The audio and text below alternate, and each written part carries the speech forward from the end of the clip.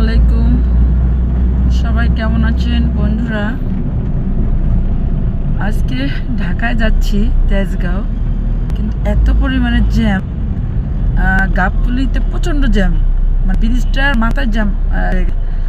তো ওই জন্য ঘুরে আসলাম বেরিবাদ দিয়ে। কোন দিক দিয়ে যাচ্ছে ভাই? না, মিরপুর 10 দিয়ে বিজয় সরণিয়ে যাবো না? বিজয় সরণিয়ে যাবো। এইদিকেও দেখতেছি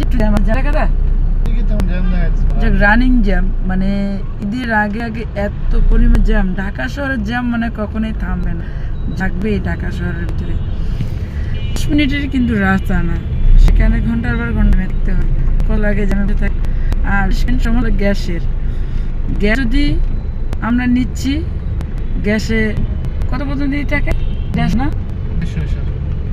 প্রেশারে পাওয়া যায় না। গ্যাসে 150 প্রেশার যখন নিতে যাই তখন অল্প টাকা ঢুকে। আজকে আমাদের 240 টাকা ঢুকে, 280 টাকা ঢুকছে। 280 টাকার গ্যাস দিয়ে কোথায় যাওয়া যাবে? আর এই যে জ্যাম, আর গরমও পড়ছে অনেক ঢাকা শহরে।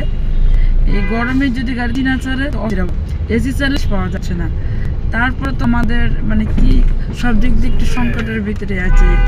মানে আমরা যা ব্যবহার করি না, যে কত কষ্টে আছি বলা যায় না। এদিকে জ্যাম, এদিকে গ্যাস হয় না, প্রচুর জ্যামে পড়ে থাকতে হয়। আলহামদুলিল্লাহ এই সাইডে জ্যামটা কমে, অনেক দূর ঘুরে আর যদি পুলিয়া যাইতে পারতাম তাহলে তখন আমি আগের কাছাকাছি যেতাম। আমাকে তো দূরে যাইতে হচ্ছে, লাভ নাই। আমাদের বাংলাদেশে এই ধরনের জ্যাম থাকবেই, সম্ভব নয় মানে করা আর কি। তো ভাই কেমন ছিল যাচ্ছি, কাজ আছে সেখানে।